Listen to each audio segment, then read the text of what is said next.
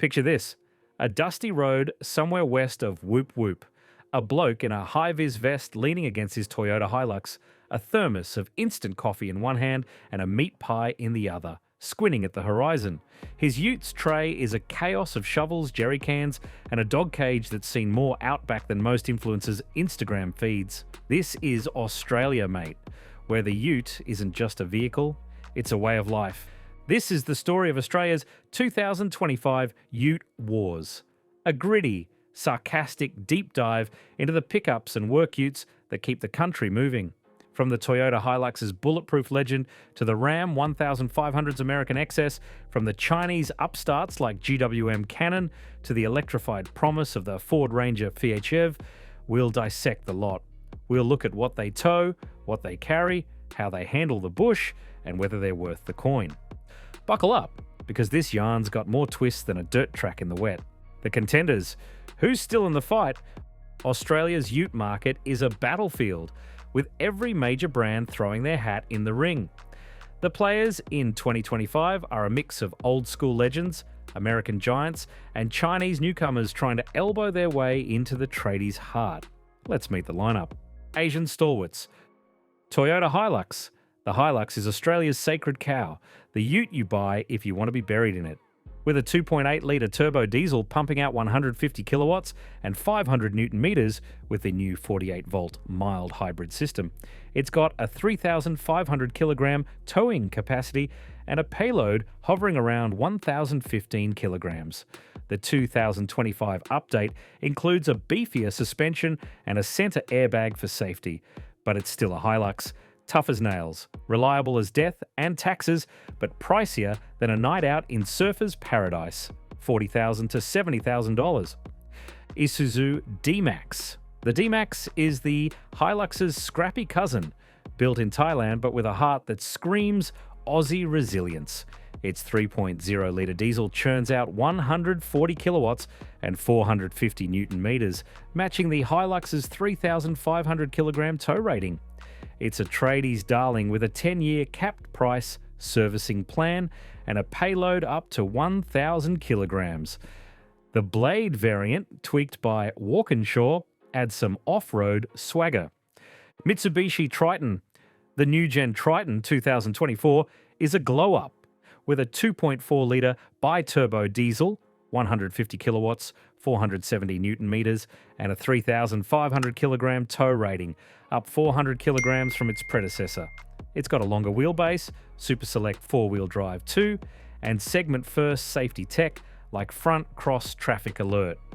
Prices start around $40,000, making it a value play. Nissan Navara.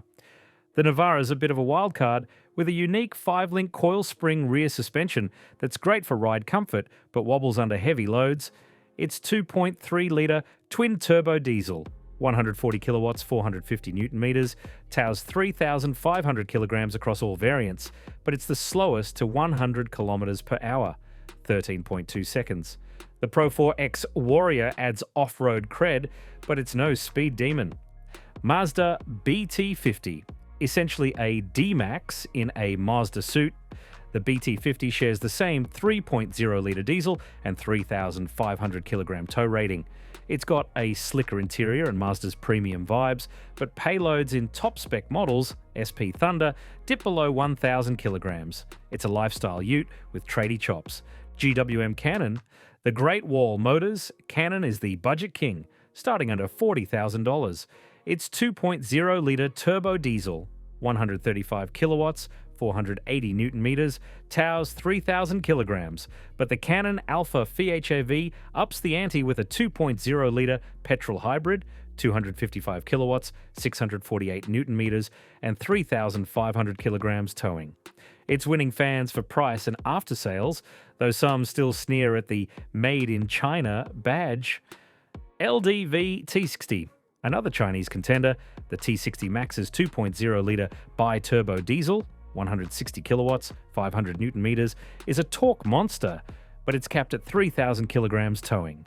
The upcoming e-Terra 9 EV, 325 kilowatts, 3,300 millimeters wheelbase could shake things up. It's cheap, tech-laden, and slowly shedding its budget stigma. American behemoths. Ram 1500. The Ram is a yank tank with a 5.7 litre V8 Hemi, 291 kilowatts, 556 newton meters. It tows a massive 4,500 kilograms and carries 758 kilograms. But fuel costs will make your wallet cry harder than a stub toe. Prices start at $79,990, and it's the king of full-size utes. Chevrolet Silverado. The Silverado's 6.6 litre Duramax diesel, 350 kilowatts, 1,332 newton meters, is a towing beast. 4,500 kilograms. It's a tradie's wet dream for heavy-duty jobs, but a nightmare for city parking. Starts around $100,000. Ford F-150. The F-150's twin-turbo 3.5 litre V6, 298 kilowatts chore, 678 newton meters, tows 4,500 kilograms and carries up to 1,014 kilograms. Locally converted to right-hand drive, it's had teething issues, turbocharger recalls, but it's a serious contender. Starts at $106,950. Jeep Gladiator. The Gladiator's 3.6 litre V6, 213 kilowatts POS, 353 newton meters, tows 2,721 kilograms. Weak for the class, but you can take the doors off, which is peak Aussie larrikinism. It's more lifestyle than Workhorse, starting at $78,000. European-ish players. Ford Ranger. Aussie designed but Thai built, the Ranger's the sales champ. 63,000 plus units in 2023. Its 2.0 litre bi-turbo diesel, 154 kilowatts, 500 newton meters, tows 3,500 kilograms. The PHEV variant, 2.3 litre petrol plus electric 45 kilometre EV range, is a game changer. Prices range from $36,000 to $86,990 for the Stormtrack PHEV. VW Amarok. The Amarok shares the Ranger's platform but adds Euro flair. Its 3.0 litre V6 diesel, 184 kilowatts, 600 newton meters, tows 3,500 kilograms, and the turbo petrol TSI452 is a quirky option. The W600 variant, Walkinshaw tuned, is a beast, starts at $50,000. The nuts and bolts, what makes a workhorse? A Ute's only as good as its ability to haul, tow, and survive a job site without throwing a tantrum. Here's what matters when the going gets tough. Towing capacity. The gold standard is 3,500 kilograms, and most Utes hit it. The GWM Cannon and LDV T60 lag at 3,000 kilograms, though the Cannon Alpha PHEV catches up. For serious towing, the Ram 1500, Silverado, and F150 dominate with 4,500 kilograms, but you'll need a second job to fuel them. The Gladiator's 2,721 kilograms is a bit of a joke. Fine for a jet ski, not a caravan. Tray size and payload. Tray size is a deal breaker for tradies. The Ranger and Amarok offer wide, deep trays, 1,544mm by 1,224mm for Ranger, while the Hilux, 1,525mm by 1,100mm, is narrower but practical. The D-Max and BT50 share identical trays, 1,570mm by 1,120mm. The Gladiator's 758kg payload is more suited to a weekend camping trip than a work site. Suspension and off-road. Leaf springs dominate for heavy loads, Hilux, D-Max, Triton, but the Navara's coil springs make for a smoother, unladen ride. The Ranger and Amarok's V6 models have refined suspensions for both city and bush. The Triton's Super Select 4, Wheel Drive 2, and the D-Max Blade's off-road tuning shine in the rough stuff. American Utes, like the Ram and Silverado, are less nimble off-road, but bulldoze through with sheer grunt. Safety and infotainment. Modern Utes are loaded with safety tech. ANCAP 5-star ratings are standard for Ranger, Amarok, D-Max, and Triton. Infotainment's gone from AM radio and a prayer to 12-inch touchscreens. Ranger, Silverado, and wireless Apple CarPlay, Amarok, T60. Glove-friendly screens are a must. Nobody's got time for a touchscreen that needs a manicure to work. Electric and hybrid options. The Ford Ranger, PHEV 2.3 litre petrol plus 75 kilowatt electric motor, 45 kilometre EV range, is the big news, towing 3,500 kilograms and sipping 2.9 litres per 100 kilometres.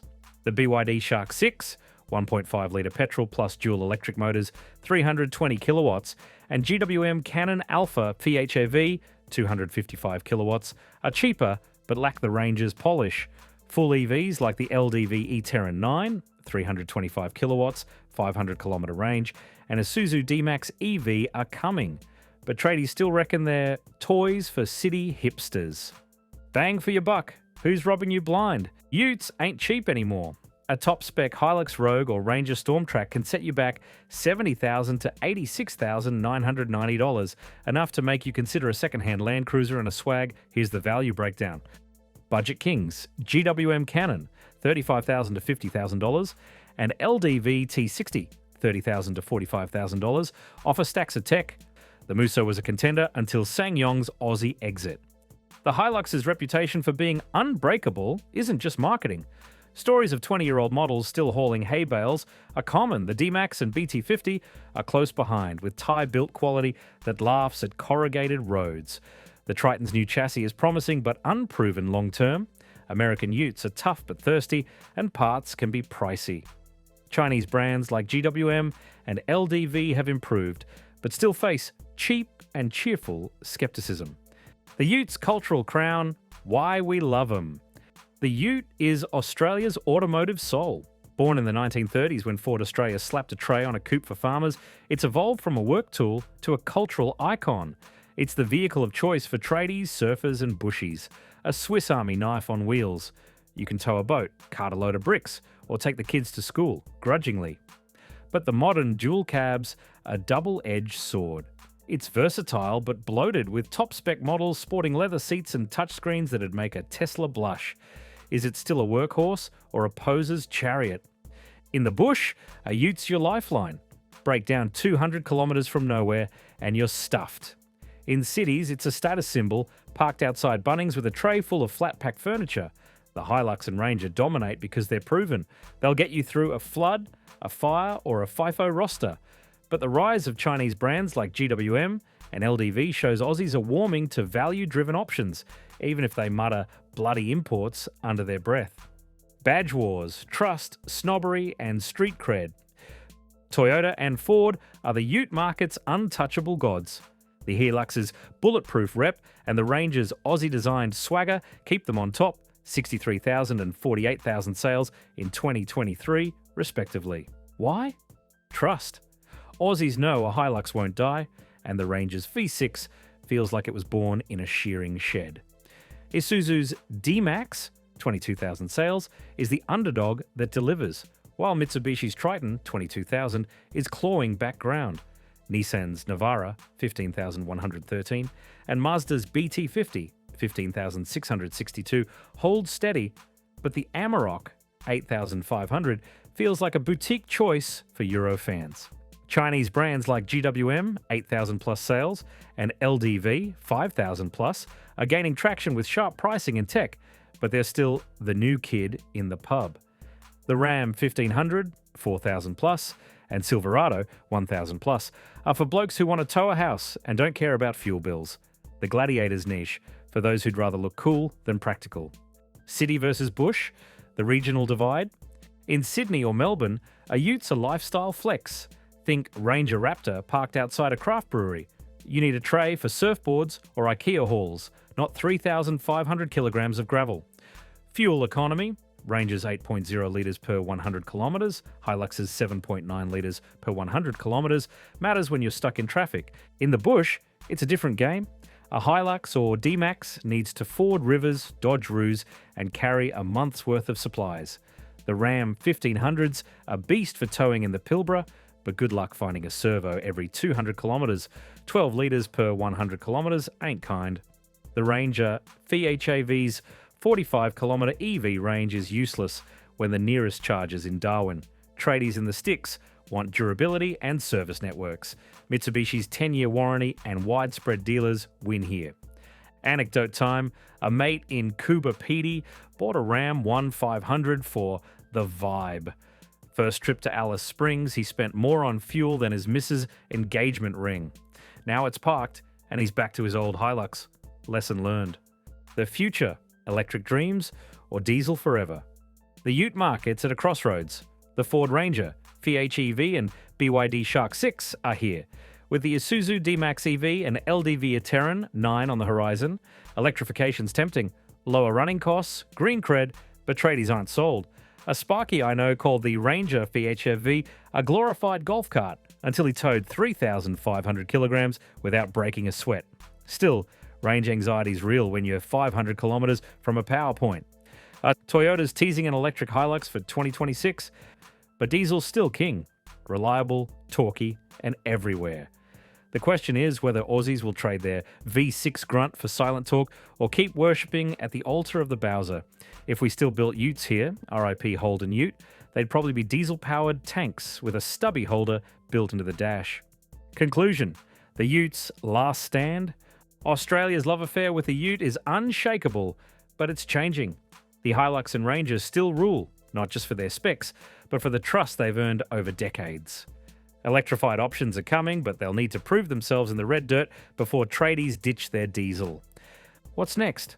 A future where Utes are silent, tech-heavy, and maybe too posh for their own good? Or will we cling to the rugged, no-nonsense rigs that built this country?